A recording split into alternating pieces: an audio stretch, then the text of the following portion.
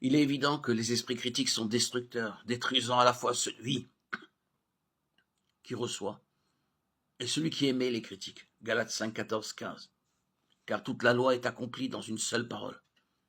Tu aimeras ton prochain comme toi-même. Mais si vous mordez et vous dévorez les uns les autres, prenez garde de vous laisser détruire les uns pour les autres.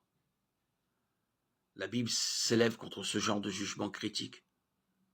Dans Matthieu 7, 12,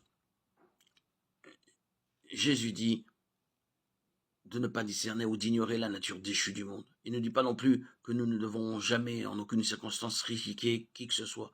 En fait, la Bible nous dit que nous devons juger correctement. Ne jugez pas selon les apparences, mais jugez avec droiture. Jean 7, 24. Cependant, nous ne devons pas critiquer avec une intention malveillante, par orgueil ou par suffisance. Nous ne pouvons pas supposer que nous sommes impartiaux ou que nous pouvons imposer nos normes aux autres. Les humains ont un cœur naturellement trompeur.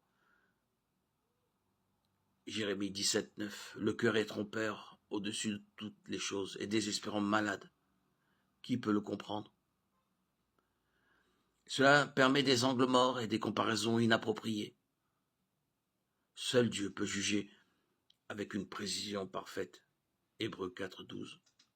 1 Samuel 16, 7, 1 Chronique 28, 9, Ésaïe 11, 4, Apocalypse 19, 11. Et notre discernement n'est valable que s'il est éclairé par une nature renouvelée en Christ.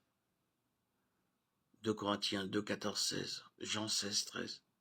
Ce n'est que lorsque nous sommes soumis à Christ et honnêtes avec nous-mêmes que notre jugement servira à édifier plutôt qu'à détruire.